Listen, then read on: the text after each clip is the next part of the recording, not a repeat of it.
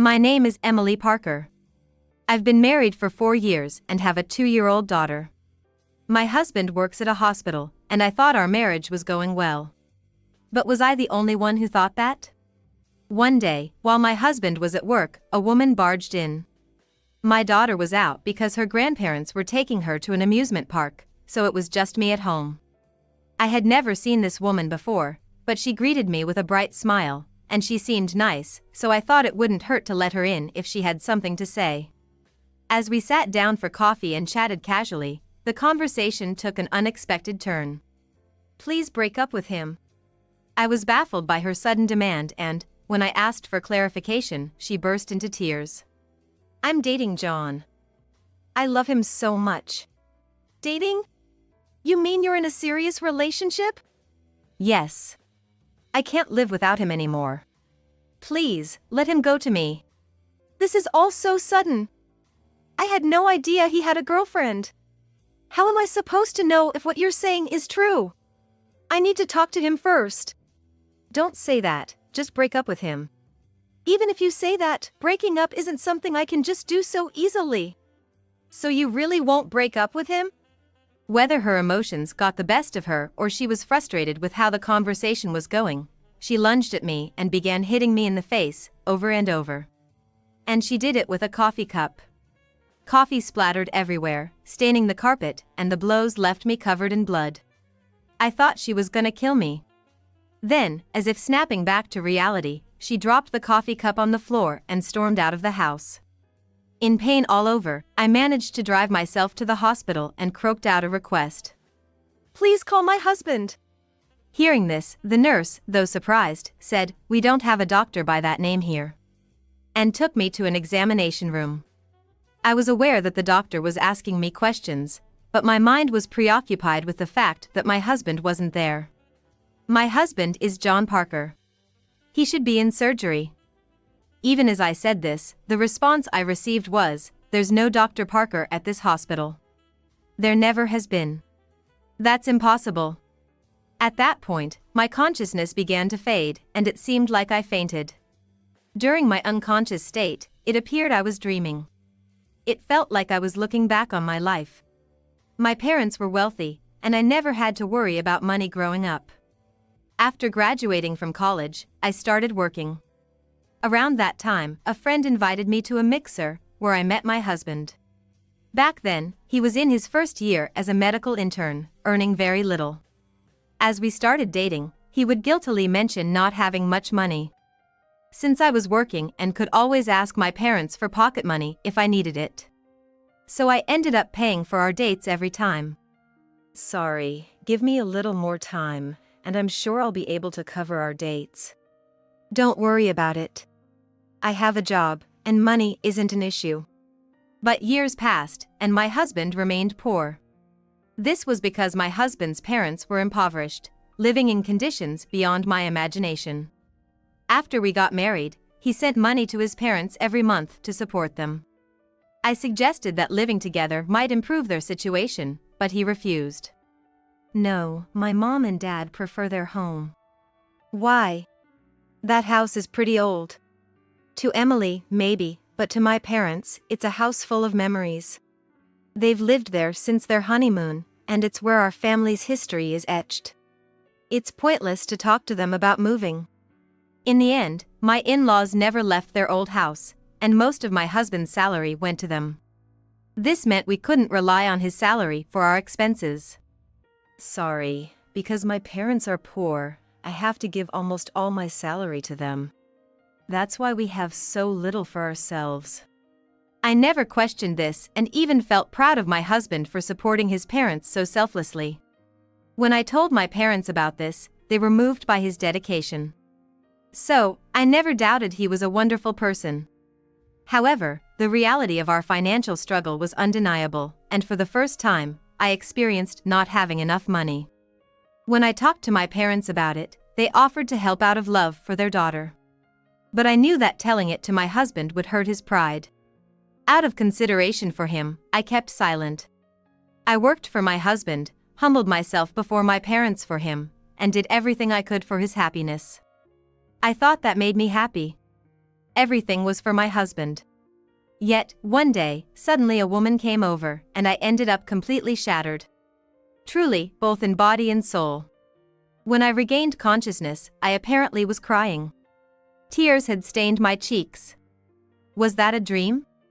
It felt so real. It was a dream that seemed to tell me my past self had been betrayed. Without it, I might not have admitted to myself that I had been deceived. It was betrayal. That woman was his mistress. And I had been duped all along. How dare he did this for 4 years? Even before we got married, so for 5 years. I've been fooled all this time. Was it also a lie when he said he was sending money to his parents, especially since he wasn't even working? I was just being exploited by him, and I even dragged my parents into this. And to think I didn't notice anything. What a fool I've been. The pain welled up inside me, leaving me with a heartache that I couldn't alleviate. The agony was overwhelming, a pain in my chest so severe it felt like I was being stabbed. At my lowest point, my husband appeared as if nothing was wrong. How could this happen? Even if he asked why, I couldn't tell him the truth when my feelings were still in such turmoil. To confess would mean the end of our relationship. I was torn between wanting to leave and wanting to stay. Some woman I didn't know suddenly came over, started talking, and then she hit me. Why would you let someone you don't know into the house? And what about Molly? Was Molly okay? My parents wanted to take her to the amusement park, so she's been out since this morning. I see, she was safe. That's good. But how about you, Emily? How are you doing? Can't you see? You were hit, right? Just bruises? You don't get hospitalized just for bruises. Is that so? I was hit in the head with dishware. As a doctor, you should understand the implications, right? Yes, that's right. Oh, I have patients waiting. I've got to go. Unable to answer, my husband hurried out of the room. That confirms it, he's not really a doctor. Liar. As I lay in bed, gazing blankly at the ceiling, my parents walked in with my daughter. My mother, not expecting her daughter to be hospitalized while they were enjoying the amusement park, immediately burst into tears at the sight of me. Emily, poor thing, you must have been scared, right? Mom! How did this happen? What exactly occurred? John's woman came. What? What do you mean? Are you saying John was having an affair? Hey, take Molly to the shop or something. All right. Dad suggested Mom leave the room, implying it wasn't a conversation for my young daughter to hear. Once my daughter and mother had left the room, I began to tell my father everything. She just showed up out of the blue and said she wanted me to break up with him. But I told her I couldn't just break up with him like that. It wasn't that simple. Maybe she got angry because things didn't go her way, and suddenly she started hitting me. And she hit me on the head with a coffee cup. With a coffee cup? Yeah. It seems there's no brain damage, so I should be okay, but I'll need to stay in the hospital for a bit. So, I'm asking you to take care of Molly. Of course, but what are you gonna do about this? What am I gonna do? Are you gonna break up with John? I don't know what to do. Dad, what should I do? From my perspective, he put you in danger. I want you to break up with him. Plus, with that kind of woman involved, who knows what she might do to Molly? Yeah, you're right. Considering Molly, I should break up. There's just too many lies. That's true. Thank you, Dad. I'll get a divorce. All right, then leave the rest to me. It won't be satisfying to just break up. Dad, with a thoughtful expression, said he was going to the shop and left the hospital room. After that, until my discharge, my husband never came to visit me, and my parents and I steadily prepared for the divorce. As my discharge from the hospital approached, my decision to divorce became firmer. Furthermore, my resentment towards my husband, who didn't visit even once and showed no interest in our daughter, grew. Despite this, I decided to return home for the time being, but my husband was not there. Instead, the house was tidily arranged, clearly indicating a woman had been here. Unforgivable to bring a woman into our home. I gathered my belongings and went back to my parents' house. That night, my husband contacted me. Probably it was because I had informed him of my discharge day. Afterward, despite hoping he would come to pick me up, there was no response from my husband. Despite this, the fact that he called to say I wasn't home baffled me, leaving me to wonder what he was thinking. Emily, you were discharged today, right? Yes. Why aren't you at home? I'm at my parents' house. Why are you at your parents' house? Well, why do you think so? It's not a matter of why do you think. Come back home quickly. Don't you realize how worried I've been? Worried? If you were worried, you could have visited me in the hospital, couldn't you? Can you really say you were worried after only visiting once? That's because I was busy, you know. Oh, is that so? Well, I'll be staying here for a while. What? Without saying anything more, I hung up the phone. Then my husband came rushing over. Feeling it was too late for his concern now, my irritation grew. When he arrived, he acted as if he cherished our daughter by picking her up and suggested we would go home. But my parents didn't allow it. Emily has just been discharged from the hospital. What do you think you're doing, asking her to come back home right away?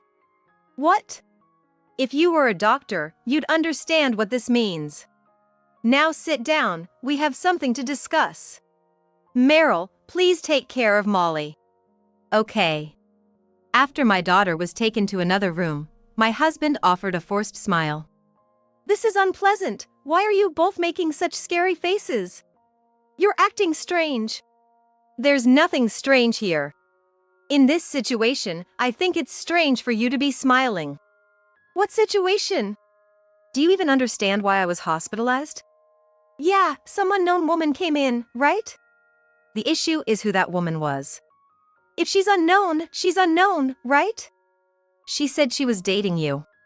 That's why she wanted me to break up with you. That must be some mistake. Do you think I'd be injured like this over a mistake? No, that's a mistake. That woman must be crazy. Why would I date another woman? That's impossible. A crazy woman? Yes, exactly. She must be a stalker.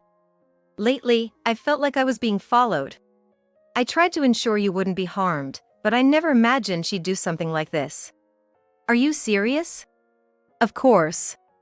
There's no way I'd cheat. By the way, are you really a surgeon at a hospital? Of course, I am a surgeon at the hospital. That's strange because the hospital you claim to work at is the same one I was admitted to. What? When I rushed in and asked them to call my husband, they told me there's no doctor by the name of Parker. They said there never has been. Well, my husband looked as if he wanted to say something was amiss, tilting his head in confusion. If you really were a doctor at that hospital, why didn't you show your face at all while I was hospitalized? Well, I didn't tell you, but I was transferred from that hospital to another one a bit farther away.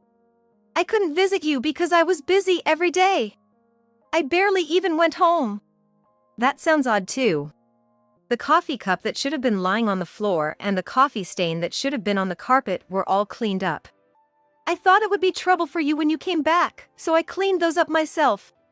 Another lie, then. It's not a lie.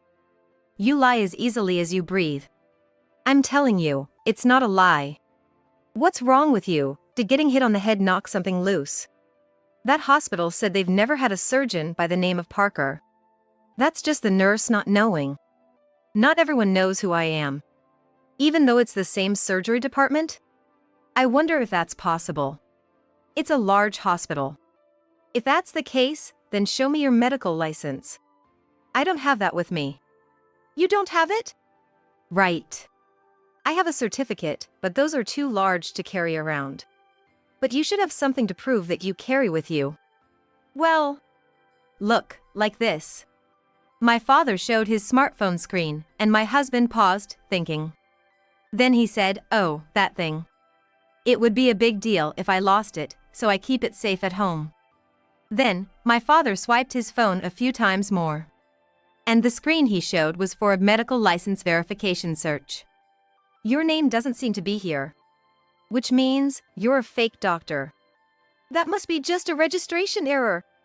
What nonsense are you spouting? If it's a registration error, how could you work at a hospital? The hospital would check if you were a real doctor, wouldn't they? No, it really is a registration error. These things happen, you know. Maybe you're not familiar with IT. After all, it's humans who do the registration. These things happen. How long are you planning to keep up this act? Then tell me about the money you've been sending to your parents. I've heard all about your noble deeds, but is that a lie too? That's not true. Everything I said was true. Is that so? I've done some digging on you, and it turns out you did an online course. I was told you went to a medical school, but it was a completely different story. An unknown online course, weren't you? Fed up with your uselessness, your mother tried to get you to work, even got you a part-time job, but that didn't go well either. Since then, you stopped working altogether. In the end, even when you claimed you worked, it never lasted more than a week. Is that true? Shocked by these new revelations, I looked at my husband, whose face went from pale to red, flashing like a traffic light. Your parents kept working for you, and eventually, your father passed away from stress. Yet, you refused to leave your room. After that, your mother had to work desperately in your father's place, but her income was low, and life became increasingly difficult. Despite her hard work and coming home to cook every day, collapsing into bed exhausted, you remained unchanged, never attempting to leave the house. At 25, realizing this couldn't go on, you thought you needed to get married or you'd end up alone in the future. Looking for a woman who would support you, you started attending mixers, right? That's where you met Emily, lying about being a doctor, deceiving her, and successfully marrying her. Why can you say such things? That's defamation. Then, my father took out an envelope labeled Detective Agency. Inside here is a report on the investigation about you. Everything I've mentioned has been verified through investigation. How can you claim these are facts? The investigation could be wrong. No matter how skilled a detective is, it's impossible to uncover someone's entire past without making any mistakes. My father once again took out his smartphone and tapped on the screen. What played next was his mother's voice. My son has never worked a day in his life. Now that he's married, it seems like they're managing somehow, so I'm finally feeling relieved. Sending money home? That never happened. He hasn't worked since getting married, so they must be living on Emily's earnings. If that's the case, there's no way he could be sending money home. Stop it! A detective might not know your past, but your own parent would, right? I heard everything from her, just as the detective found. And she confirmed there was never any money sent home. Wow, I was shocked. Not only did you deceive Emily and us, but even your own parent. My husband turned pale and was shaking. Despite clearly being in the wrong, my father did not relent in his pursuit. Let's get to the main point. The main point? It seems you have a mistress, not just a stalker. No, that's not true. She's a stalker. No matter how much you deny it, it's all written in the investigation report. She must be in cahoots with the detective. Is that so? Then how do you explain these? My father pulled out several photographs from the envelope. That included photos of him walking amicably with the woman who hit me and the two of them coming out of a hotel together. Or scenes of them together, looking outside from her condo. The photographs depicted far too many varied scenes. How will you excuse this evidence? That woman is crazy. She kept coming on to me. So, to ensure she wouldn't approach Emily, I just played along to keep her happy. Is that right? The only person I love is Emily. Ignoring my husband's desperate attempts to explain, my father stood up and opened the door to the next room. Then, the mistress who had hit me, whose name we'll say is Madison, came out. Madison! Why are you here? Why? What about you?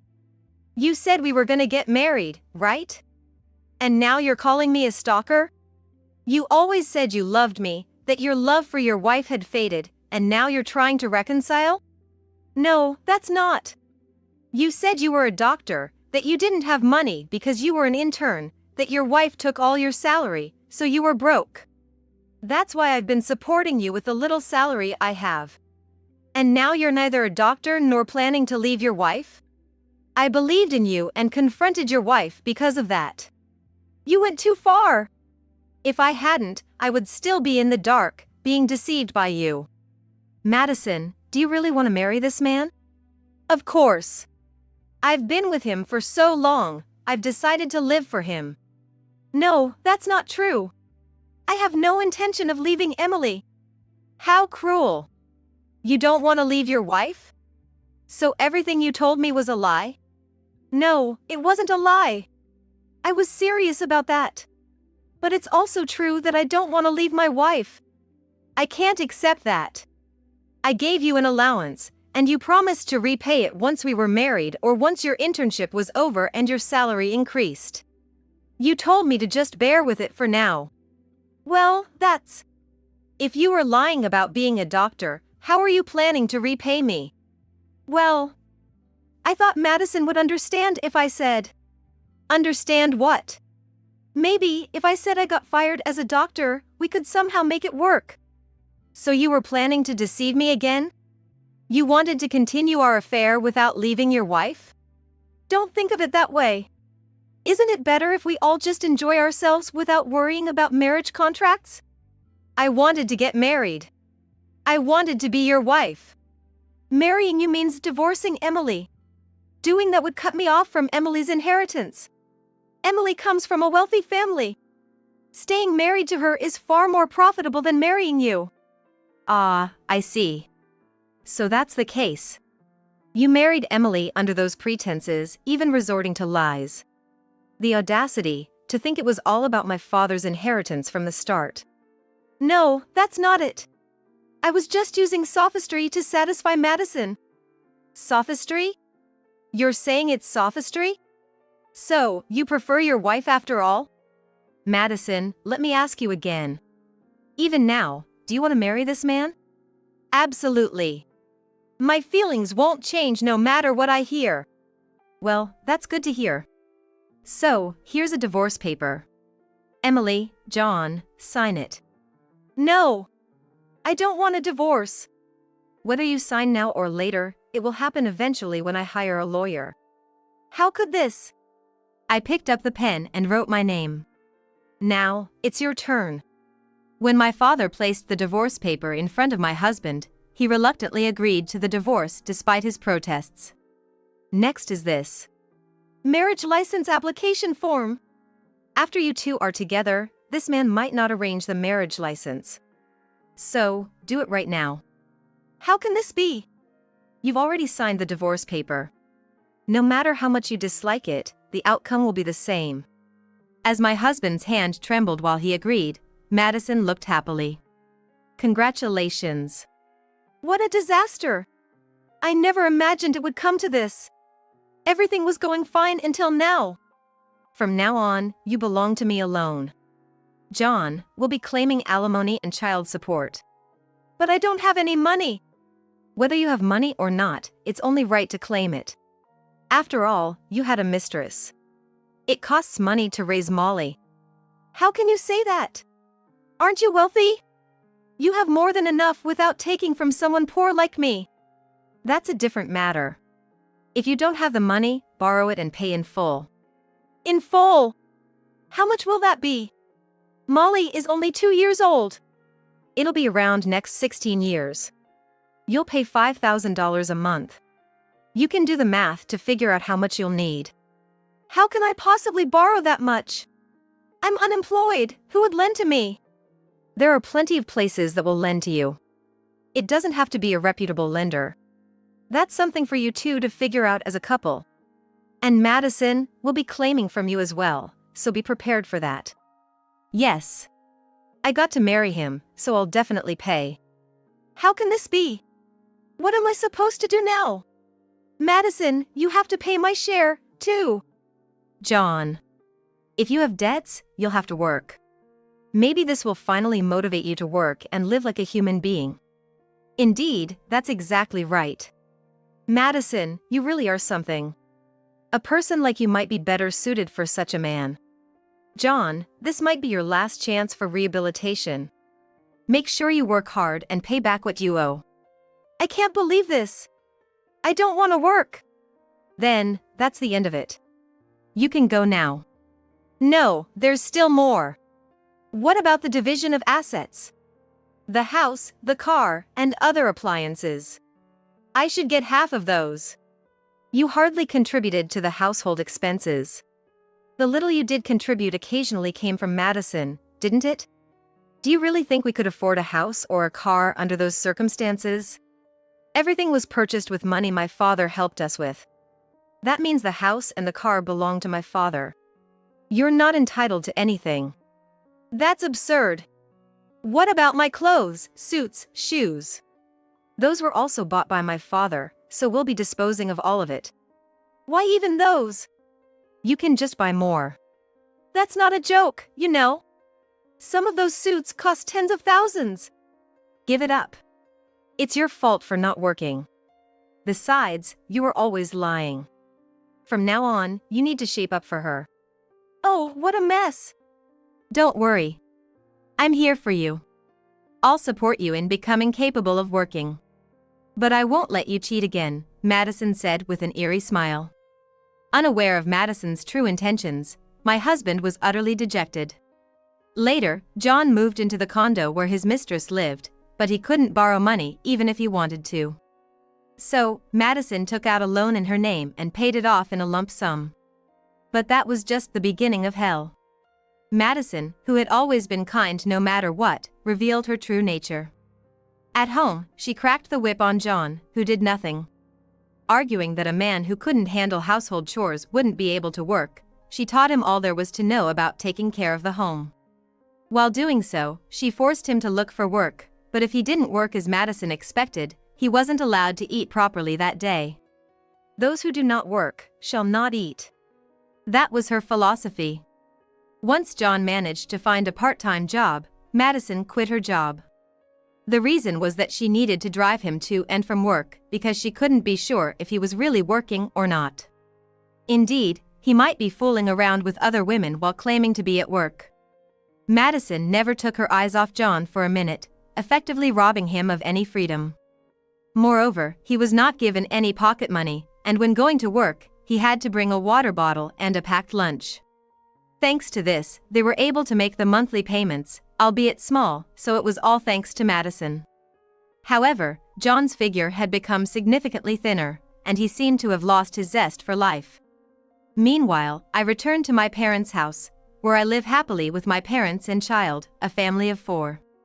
Lately, I've been helping with my father's business, making a foray into society, and my days have been fulfilling. A skirted funeral dress is too revealing. You must be trying to attract men. I've had enough of my husband's biased thoughts. Divorce? Bring it on. I'm leaving this house. My name is Kate. I'm a 40-year-old huge chocolate lover who ends up eating almost all of a family-sized chocolate bar by myself before I know it. I remember always fighting with my sister over it. Looking back, I wasn't a very mature older sister. But I know adults who are much less mature than I was. I was 25 years old back then. I had just married my husband, Kevin, who worked in a bank. We started dating through a friend's introduction and got married in about 6 months. Everyone was envious of my life that was going so well, but after getting married, my once kind husband started to change gradually. Welcome home, you must be tired. What about dinner? It's ready. You should take a bath and relax. Every time my husband came home from work, we would have this exchange. Of course, I would greet him at the entrance, and if dinner wasn't ready, he would be grumpy. So, I always came home from work before my husband, prepared dinner, and cleaned the bathtub. I won't say it wasn't a bother, but thanks to my husband's high salary, we were able to live in a detached house and live a married life that others envied. I didn't mind the minor whims of my husband, thinking that every household goes through such things. However, my husband's attitude got worse and worse. Even after getting married, I often visited my parents' house when I was off work. It was to see my 14-year-old sister, who was much younger than me. In our family where both parents worked, I think I raised my sister for the most part. It's not that I was dumped on by my parents, but I simply couldn't take my eyes off her because she was so dear to me. Because my sister was very frail. She had her good days, but she was also frequently hospitalized, and there were times when we were told that tonight was a critical time. She could be gone tomorrow. When I thought about that, it was inevitable that I would have a deeper love for her than a normal sister. That's why, even after I got married, I went to see my sister when she was off school. But my husband didn't like this. Which is more important, me or your sister? When a woman gets married, she should serve her husband's family. My mother didn't do anything like that. You're a failure as a wife. My husband started to express his theory and often preached to me for nearly an hour.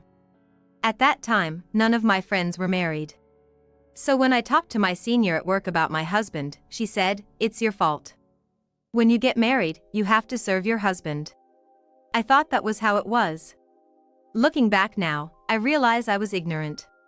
But even so, not seeing my sister was not an option for me.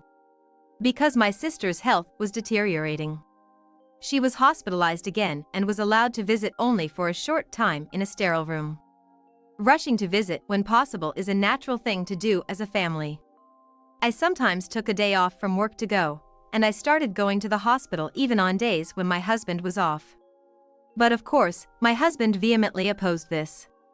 One day, he suddenly invited his mother, my mother-in-law, to our home, and in her presence, he confronted me. "What on earth are you thinking?" What? I take care of our home properly. What's wrong with that? Really, you're a hopeless woman. Even after I've told you countless times not to wear skirts, you still wear them. It's hard to look at a married woman in a skirt. What's wrong with wearing the clothes I like? And this is a dress that my sister chose for me. I can't just give up on it. There you go again. Whenever something happens, it's always about your sister Kate. The one you should care the most about is me. Who do you think provides for you? Hey, I have a job too. There's no reason for you to say you're the one providing. This is going nowhere. Listen, I've contacted your workplace and told them you're quitting. You should be grateful. From now on, you're going to focus on the house. What are you talking about? What are you doing without asking me? I'm not listening to you. From today, you're going to live with my mom. You can learn from her what it means to be a wife. I don't understand what you're saying, you're acting crazy. Shut up. The enraged husband smashed a glass on the floor. He didn't stop there. In his fury, he began to throw things around indiscriminately. Needless to say, seeing the shattered glass made me truly afraid of my husband for the first time. Regret washed over me, wondering how I had ended up marrying such a man. Later, I called my company to cancel my resignation, but they told me not to cause trouble. Apparently, my husband had demanded my resignation in a way that was borderline abusive. So I lost my job and ended up staying at home as my husband wished. When I reported that I had quit my job as he wanted, my husband cheerfully apologized, saying things like I might have gone a bit too far, but there was no way I could believe his smile after seeing his true nature. The next day, my husband suddenly brought home a bunch of his work colleagues.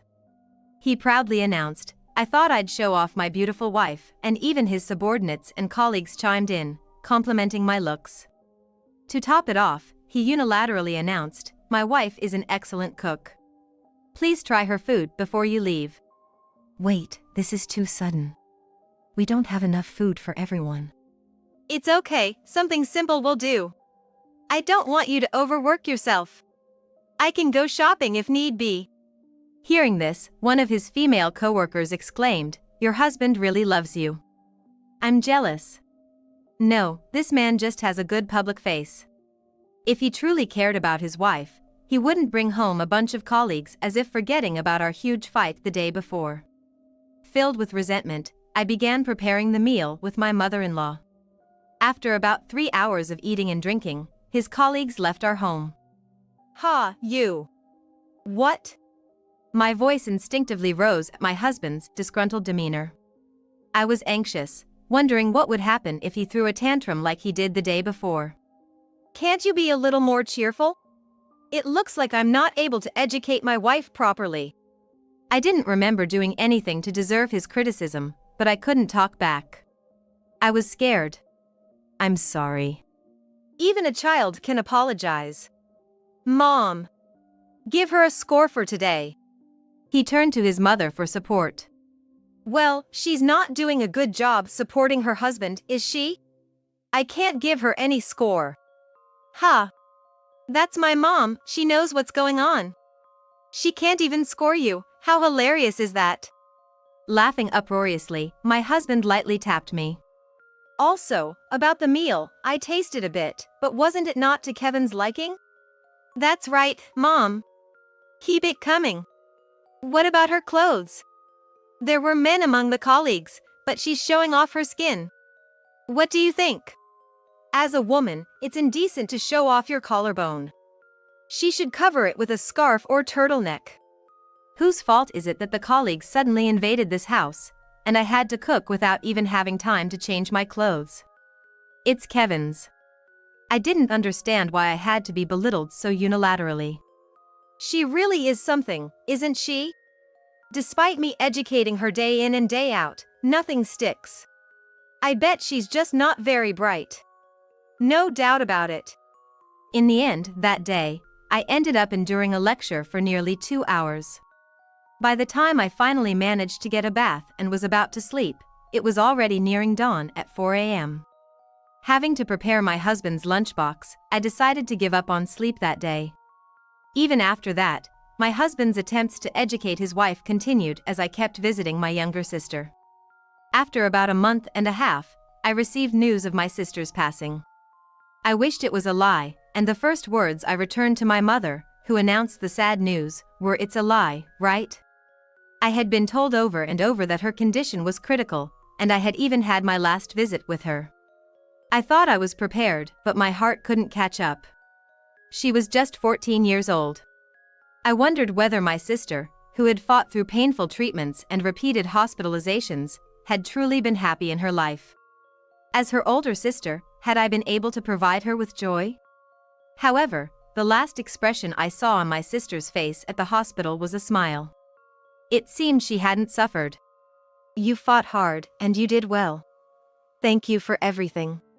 With tears streaming down my face, I hugged my sister and said my final goodbye. The funeral were over in the blink of an eye, and I realized that I hadn't been home for several days. I informed my husband of my sister's passing, but as expected, he didn't attend the funeral. Far from it, he said something like, "You should prioritize me over the dead." So, not wanting to hear such vile words at such a time, I ignored him and hung up the phone.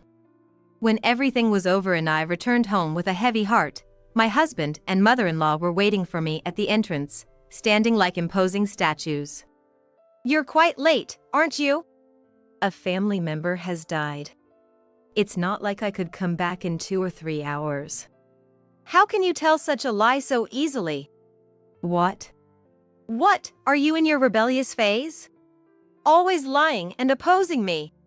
Whose wife are you? Wait a minute, my sister died. It's not a lie. Huh, I wonder. Even if you show me you in a skirted suit, you haven't welcomed me home from work for days. That's impossible, of course. Impossible? Why? If you love your husband, you should be able to do it. As a wife, welcome your husband home, you incompetent wife. Don't tell me you're having an affair? What? No matter how many times I tell you, you show your skin, and the other day you were giving my colleague suggestive looks. You just like men, don't you? What a shameful woman. What the hell, Just as I was about to retort out of anger, forgetting my fear of my husband, it happened. Divorce, huh? That's fine, a woman as frivolous as Kate doesn't suit Kevin, right? Mom, no, divorce is a bit. I understand, I'll divorce. I immediately jumped on my mother-in-law's words suggesting divorce. My husband mumbled and kept saying to stop the divorce, but I had no intention of listening. If I didn't take this chance to divorce my husband, I was scared that he would become violent again. I was certain that now was the time. So, I quickly packed my belongings and left the house. Until the end, my husband kept saying things like, "If you apologize, I'll forgive you," but I ignored him, thinking he must be out of his mind.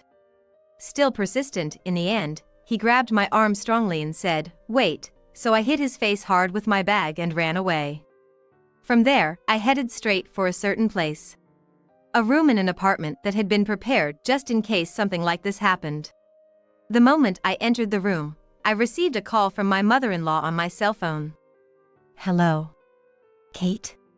Did you arrive safely? Yes. I'm fine. I'm in a taxi, so Kevin won't find out. That's good. Hire a lawyer and proceed with the divorce quickly. Yes, I'm looking forward to living together. Actually, my mother-in-law and I had been pretending to be on bad terms in front of my husband. This started the day my husband brought a colleague home. After his sermon ended, and my husband fell asleep, my mother-in-law approached me. Leave this house. Escape from my son, she said. Each time my husband complained that his wife was hopeless, my mother-in-law, who seemed suspicious, would ask, "Really?" Apparently, her late husband was very similar to my husband, and she had suffered quite a bit. In my mother-in-law's generation, divorce was considered shameful, and she ended up not being able to divorce, but she seemed to want me to be free. Seeing the exchanges between me and my husband, she seemed to have thought, I must help her. That's when my mother-in-law, through her friend, found a property where a woman could live alone safely. It's hard to believe that she's the mother of my husband. I can't thank my kind mother-in-law enough. I've been living in the apartment that my mother-in-law prepared for me for half a month now, and finally, she came to my room, pulling a suitcase. Welcome. Looking forward to it from now on. Since living with us, my mother-in-law found out that her own son had become like that. Up until then, he seemed like a good boy, just the ordinary face he showed to his colleagues. My mother-in-law blamed herself, thinking that he became this way after getting married because of his genes from his father or scenes he saw when he was young. For me, even if what happened in his childhood was the cause, I believe the real problem lies with a grown man's inability to control his own emotions. So I don't blame my mother-in-law at all. My husband is also taking good care of my mother-in-law now, but that's because he thinks that she's on his side. I don't know what he'll do if he finds out that my mother-in-law has been helping me with this divorce. So, when my mother-in-law prepared this house, I proposed, "Would you like to live with me for a while?" She hesitated, saying, "Even though you're my daughter-in-law now, once you guys get divorced, I'll be a stranger to you." But I told her, "After all you've done for me, there's no daughter-in-law or anything like that. You're like my mother or my sister." I really think so. On the way back from my sister's funeral, my mother-in-law naturally led the conversation to divorce, intentionally assisting me. Because I understood this right away, I also jumped on the divorce. I thought it would take more preparation and time to run away from my husband, but thanks to my mother-in-law, that time came early. There's nothing but gratitude. Finally, the divorce was finalized through the lawyer. Now I'm officially free. It was 4 days later. I don't know how he tracked me down, but my ex-husband was waiting for me in front of the apartment. "I found you. You're messing with me," my ex-husband raised his voice. Did he find out about that thing? While thinking about that, I acted calm. "What do you want now?" "It's your fault that the credit card balance and the deposit balance have decreased." "What are you talking about?" "Don't play dumb." Actually, before the divorce, I was buying furniture for this house with my husband's credit card little by little. I also secretly withdrew money from the bank account. This is my plan. When I consulted with my mother-in-law, she told me to go ahead and do it, so I emptied the account without any worries.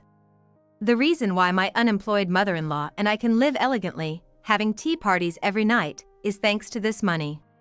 "That's my money. Are you just going to do whatever you want without consequences?" "Your money?" "The credit card you made after marriage, and the money we saved together, right?" It's our shared property as a married couple. As I say this, I smile at him. Then, from behind me, "Oh, you found out, didn't you?" My mother-in-law came back from shopping. "Ah, you are back," I say, with my ex-husband speechless behind me. What? Why is Mom here? Well, because we're living together. My confused husband and my nonchalant mother-in-law. So, you lied about going back to your parents' house? And why are you living with Kate, not me? I don't understand. I've given up on you, Kevin. Huh? I was the one who helped Kate escape. And to tell you the truth, Kate and I had already teamed up behind your back when we started discussing the divorce. But Mom, you were trashing Kate like crazy. Yes, well, when I was ranting about her, I was actually picturing you in my mind. What do you mean? Because you're a dim-witted son, and the kind of son who gets upset over a woman's exposed collarbone. I thought Kate would be in danger. She deserved better than a husband like you. My ex-husband was stunned by his mother's words. I, on the other hand, found his mother's retort so amusing that I burst into laughter right then and there. Mom, you know I'm your son, right? Unfortunately, yes. I should have raised you better. I couldn't help it and burst out laughing even louder. You're just like your father, you know? Seeing you treat Kate so badly made me think of myself. I thought, what if she leaves? Then you might fall back on me. I couldn't risk it, so I separated from you and moved in with Kate for both our sakes. His mother's revelation brought tears to my ex-husband's eyes. Finally, when he yelled, "Is it my fault?" "Why? You're my parent. You've neglected me," even his mother was laughing. "Do I still need to parent a man who's about to turn 30? She scoffed. Our loud confrontation had attracted a few curious neighbors. They were chuckling at my ex-husband, saying, "What a spectacle he's making." Thanks to the watchful eyes of the neighborhood, he did not raise a hand against us and slunk back into his house. However, it seemed like he had gone off the deep end overnight. He started bad-mouthing us to his coworkers who used to come over for drinks at our place. My ex may look nice, but she neglects her husband. My mom is a mother who doesn't care about her child.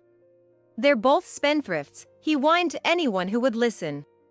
However, one woman retorted, "You know, your behavior is a classic example of why women are wary of their husbands. It's a societal issue now." Although no one openly agreed, the office atmosphere implied that Kevin was in the wrong, and he began to feel cornered at work. Eventually, my ex-husband, who turned out to be sensitive, could no longer bear the judgmental looks and whispers. He hastily resigned from his job. He'd been so quick to verbally abuse me, yet he quit his job as soon as he was on the receiving end. How pathetic. Feeling lonely, he sent me a long-winded letter justifying his actions, boasting about his greatness as a man. The letter was a whopping 10 pages long. I was taken aback when I saw the thick envelope. I had blocked his texts, but if he could write this much by hand, I shudder to think how many texts he would have sent. His last sentence was, "If you ever miss me, feel free to contact me," so I cheekily replied, "Then please proceed with the property division." Of course, that resulted in a huge fight as well. I used to live in fear when we were under the same roof, but not anymore. I stood my ground with my lawyer. In fact, even before his mother advised me to run, I had been secretly recording my ex-husband's actions at home in anticipation of a divorce. All the months I spent enduring his harsh words while living in that house paid off. Thanks to the evidence, I successfully finalized the division of property. Afterwards, I ended my cohabitation with my ex-mother-in-law when I found a new job. Even though it was still a reasonable commute, she got herself a boyfriend. The person who introduced us to the apartment turned out to be him. She left holding hands with her boyfriend, saying, "Come visit us once we're settled." I must say, my ex-mother-in-law really surprised me. She's a wonderful woman, so I can understand why she's popular, no matter her age. As for me, I had spent my prime years focusing on work due to the career change, thinking I had missed the boat for remarriage. However, I started attending frequent online drinking with my colleagues. Thanks to this, I had more chances to casually exchange contact information with people I usually didn't talk to, including a director from another department who showed interest in me. At first, I kept my distance since we worked at the same company, but as we started having private online conversations about things we couldn't discuss at work, we grew closer and began dating. The department head, who hasn't been in a relationship for many years since his last girlfriend dumped him due to his overcommitment to work, treated me very carefully, saying, "I don't want to make the same mistake again." And, happily, we've decided to get married next year. He is getting married for the first time, so I was worried whether his parents would dislike me, who has been divorced once, but I am relieved to see my relaxed in-laws saying, "Thank you for taking our son." When I told my former mother-in-law about the remarriage, she was very happy. Oh, and speaking of my ex-husband, he apparently got a job at a different bank and remarried, but given his personality, it seems like he got divorced again. He is now divorced 3 times. He works at a bank and has a good initial demeanor, and because he blames his previous divorces on his wives, it seems that women get caught. Even when my ex-mother-in-law tells women about my ex-husband's true nature at a marriage greeting, it seems that my ex-husband skillfully manipulates them. Well, once you reach 3 divorces, you'll probably be avoided by women, but I hope there won't be any more victims. I think he won't have a good end because he's probably hated by many women. Well, it's none of my business anymore. After a 2-year battle with illness, my sister passed away. I'm exhausted from taking care of my wife. After saying that, he entrusted me with the responsibility of being the chief mourner. I can't bear to see my wife being buried.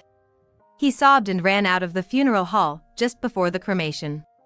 However, when I chased after my brother-in-law, I encountered an unbelievable situation. My name is Olivia. I grew up in a family of 3, with my mother and sister. My father passed away in an accident before I was born, and my mother raised my sister and I single-handedly. Even my mother passed away from an illness when I was 16 years old. My sister, who is 4 years older, started working after graduating high school, and became like a mother to me after our mother's death. Olivia, you're smart, so go to college. There's the money that mom left us, so don't worry about tuition fees. Just focus on your studies. She said that and sent me to college without indulging herself. She was truly a kind sister, and I cannot thank her enough. As soon as I graduated from college and got a job, my sister decided to get married. After living together for so long, it was really sad to separate from my sister. But I was happy to see her looking so happy. My sister gave birth to a sweet daughter and the 3 of them built a warm family. Time passed, and now I'm 40 years old. My sister turned 44. Unlike my sister, I got too absorbed in work and I'm still single. That day, I was on my way back to the office after finishing my lunch break. While waiting for the traffic light at an intersection, my smartphone rang. I looked at the display and saw that it was from my brother-in-law. It was a call from my brother-in-law, which was rare. Hello? Brother-in-law? What's up? Oh, Olivia. Is this a good time? Yeah. I'm outside, so it's noisy. Can you hear me? Yeah, I can hear you. Listen, my wife passed away. What? My mind went blank and my feet stopped moving. The traffic light turned green. Even though it turned green, I stood frozen on the sidewalk, and passers-by glanced at me as they walked past. You're kidding, right? I finally replied to my brother-in-law. Yesterday, her conditions suddenly worsened. It happened so quickly.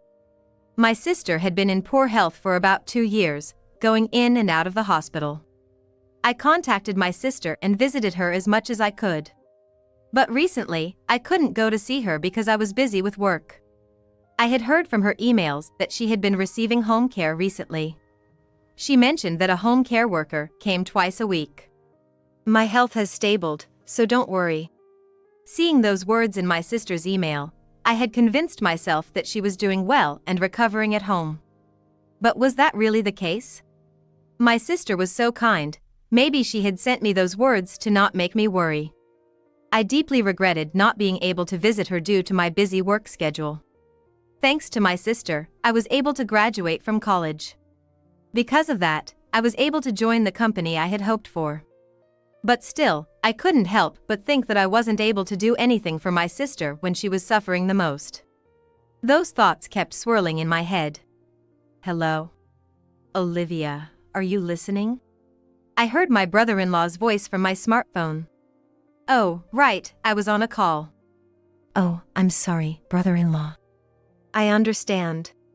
You suddenly heard about your sister's death. I have a favor to ask you, Olivia. Yeah, I'll do whatever I can. That means a lot, I appreciate it. Actually, I am so exhausted. Olivia, could you be the chief mourner? Huh? I didn't know how to respond to my brother-in-law's unexpected request. I've been taking care of her for a long time, and I'm really worn out. Besides, it's too hard for me to handle the funeral. You're strong, Olivia. Please, I'm begging you. Well, if you think I'm suitable. That's great. She would be happy if you were the chief mourner. Our daughter is still 16 and a minor, so we can't ask her. I remember that my brother-in-law's parents have already passed away. And he's an only child. If my brother-in-law can't fulfill the role of the chief mourner, then it would be up to me. Thank you, Olivia. I've already had most of the arrangements made with the funeral home. Just follow their instructions, and it'll be fine. In this unexpected turn of events, I was confused, but I just wanted to see my sister as soon as possible. I returned to the office, explained the situation to my boss, and hurried to my sister's house. I arrived at my sister's house and rang the doorbell. Hello? It was my niece, Claire, who answered. Claire? It's me, Olivia. Aunt Olivia. The door opened, and Claire, with her eyes red from crying, came out. Claire, I heard from your dad. It's true, isn't it? Yeah. Mom is inside. Come in. It had been a while since I last visited my sister's house. When was the last time I came here? I never expected that the next time I would visit would be to say goodbye to my sister. I entered the room, and my sister was lying on the bed. Her face covered with a white cloth. Sis! I gently removed the white cloth, revealing my sister's face as if she were peacefully sleeping. If I called out to her, it felt like she would open her eyes any moment now. Sis! Open your eyes! I called out to my sister while crying, but she didn't open her eyes. She had really passed away. Hey, Claire, where's your dad? I asked Claire, who had been standing next to me, crying together as she watched the meeting between me and my sister. Dad said he can't bear to stay in this house anymore. He's going to book a hotel and stay there tonight. He told me that Aunt Olivia will come soon, so I should wait with Mom. And here, this is the contact information for the funeral home.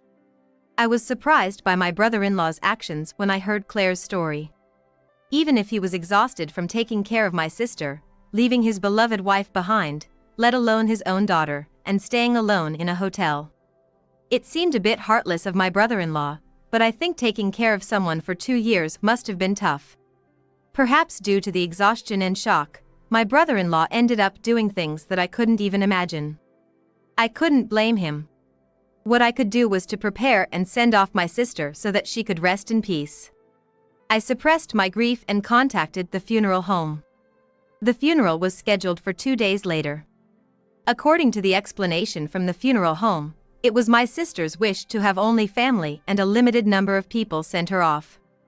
Even while struggling with her illness, she cared about what would happen after she was gone. How strong was my sister, really? Surely, taking on the role of a mother figure for me made her more responsible than necessary. I wished she could have lived much longer, especially considering the hardships she faced when she was young. Until the day of the funeral, I tried calling my brother-in-law several times. But he didn't answer the phone. Was he bedridden from mental exhaustion? Just as I was worrying, I finally received an email from my brother-in-law. Olivia, I'm sorry for causing you worry. I'll attend the funeral tomorrow. I felt relieved that my brother-in-law had replied, and a weight was lifted off my chest. And the day of the funeral arrived. Claire and I headed to the funeral hall on the car carrying my sister's coffin. My brother-in-law was going to come directly from the hotel to the funeral hall. As I looked up at the sky through the car window, there wasn't a single cloud in sight. In my heart, it was pouring rain with tears, but the sky felt like my sister was saying, "Olivia, don't be sad." While I was lost in the memories of my sister, we arrived at the funeral hall. At the entrance, there was a sign with my sister's name written on it. "Sis, it really is a farewell, huh?" I felt an indescribable mix of emotions. My sister's coffin was brought into the hall and placed in rest. During the time before the funeral began, Claire and I spoke words of memories to our sleeping sister inside the coffin. Then, my brother-in-law appeared. "Claire, Olivia." "Are you okay, brother-in-law?" "Yeah, I'm really sorry for leaving everything to you, Olivia." "It's okay. Thank you so much for taking care of my sister for such a long time." And the funeral began. Me, my sister's family and my sister's close friends came to attend the funeral. It may not have been a grand funeral, but everyone got the chance to say their goodbyes to my sister. It may sound strange to say it was a funeral befitting my sister, but that's how I felt. And when the preparations were being made for the burial, an incident occurred. "Oh, I can't bear it anymore. My wife being buried. I can't take it anymore." My brother-in-law suddenly burst into tears. The people around us widened their eyes, wondering what was happening. "Brother-in-law, please calm down." "Daddy." Even though Claire and I tried to comfort him and calm him down, my brother-in-law continued to sob uncontrollably.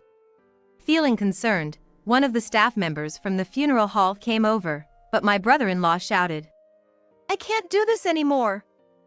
I'm leaving," and stormed out of the funeral hall. "Wait, brother-in-law." I wanted to chase after him, but I was the main mourner. I couldn't leave this place. I decided to leave my brother-in-law to the staff at the funeral hall. During the time my sister's cremation was taking place, Claire and I quietly waited in the waiting room. Claire said she needed to use the restroom and left her seat. Come to think of it, where is my brother-in-law? Perhaps it was due to the grief and exhaustion, but I had no energy to leave my seat to go and find him, so I called my brother-in-law instead. But he didn't answer the phone. "I hope brother-in-law is okay. Maybe I should send him a message."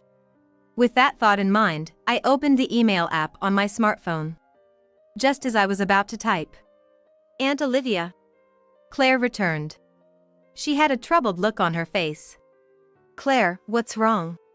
"Yeah, Dad was here." "Oh, so brother-in-law was still at the funeral hall. That's a relief. I hope he comes back." "No, he went home. He was with the home care worker." Dad was smiling. "Huh? What do you mean?" "Near the restroom, there was the woman who came from Mom's home care. She was wearing mourning clothes, so I didn't recognize her at first. But then Dad went up to her, and I overheard their conversation while hiding. The woman said something about going to the hospital and then going on a trip." "What? What's that about?" "Brother-in-law, what do you mean by going on a trip? Could it be that he's having an affair with the home care worker?" Even though my sister was still fighting her illness, there's no way that could be true, right? But even the arrangements for this funeral were strange, asking me to be the main mourner and all. I remember my sister's regular hospital was near this funeral hall. "I'm sorry, Claire. Just wait here for a moment. I'll be right back." Saying that, I dashed out of the funeral hall towards the hospital. Passers-by were taken aback as I ran in my mourning attire, but I couldn't care about that right now. Huff, huff, huff. When I arrived at the hospital, my brother-in-law was standing at the entrance. I hid behind a pillar, hoping not to be seen by him. After a while, a woman came out of the hospital's entrance. "Sorry for the wait. Let's go, let's go." Saying that, the woman linked arms with my brother-in-law. "Nevertheless, your acting was top-notch. I couldn't bear it anymore, my wife turning into ashes." "Please stop. If I didn't do that, I wouldn't have been able to leave that place, right? But is it okay for you to go on a trip during your wife's funeral? Oh, it's fine. I'm supposed to be at the hotel. And everything else will be taken care of by my sister-in-law. She's single and proactive, so I can rely on her. What on earth? Even though my sister is gone, my brother-in-law is happily chatting with another woman. To show me something like this on the day I bid farewell to my precious sister. I will never ever forgive him. I managed to suppress my anger and captured the scene of my brother-in-law and the woman on my smartphone. And just as the two of them were about to get in the car, I called out. Brother-in-law. Huh? Oh. Olivia, what are you doing here? The woman next to him also had a forced smile on her face. Well, why don't you tell me? What are you doing here, brother-in-law? I couldn't bear to witness my wife's burial. I felt sick and came to the hospital. I see. That's why I thought you might have left the funeral hall and gone to the hospital, so I came here to check on you. I'm pretty proactive, you know. Well.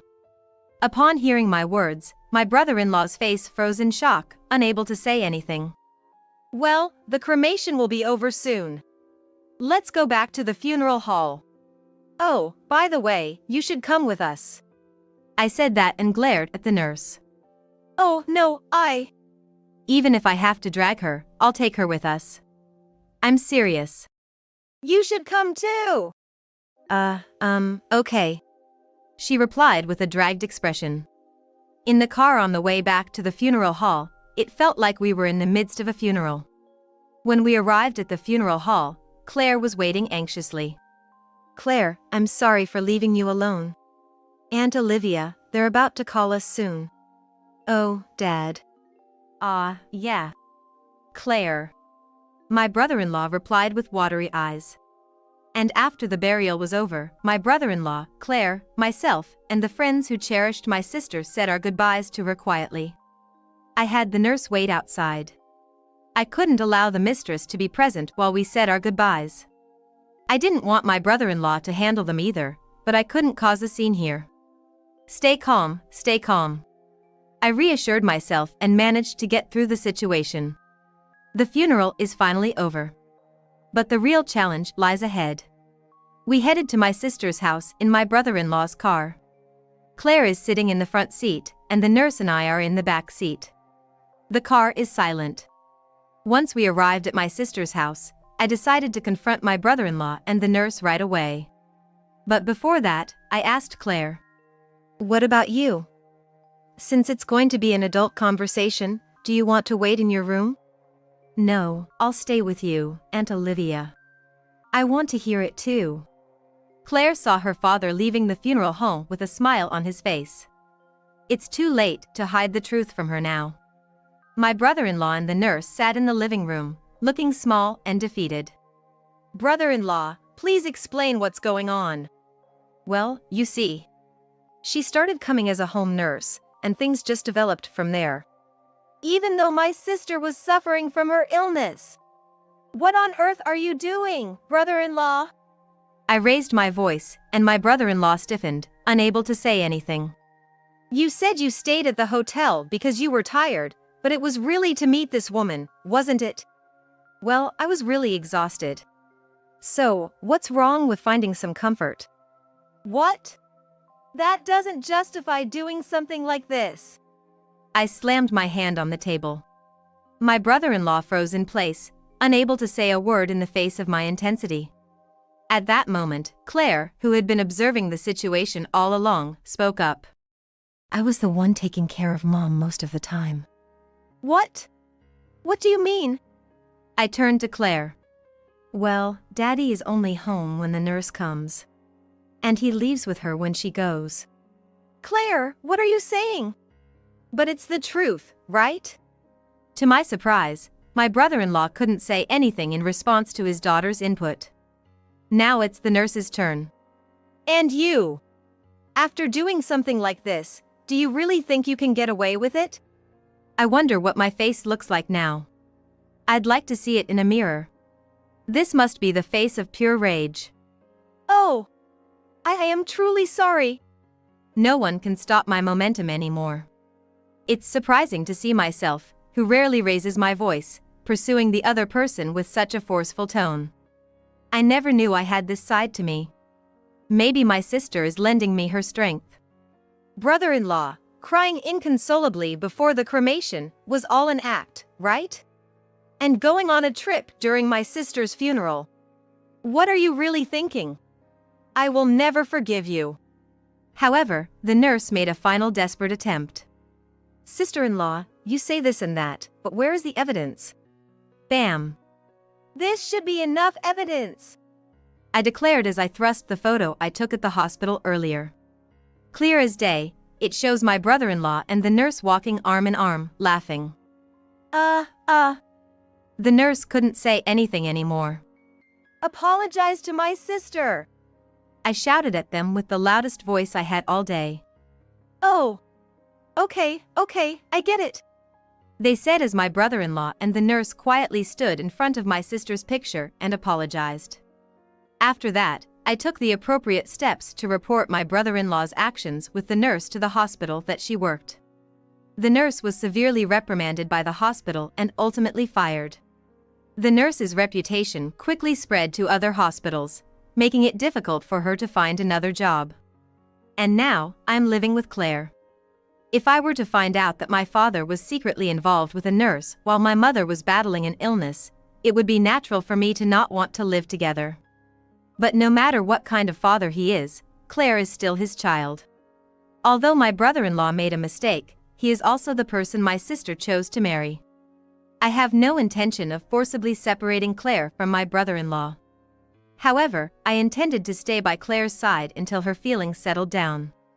My brother-in-law, of course, broke up with the nurse.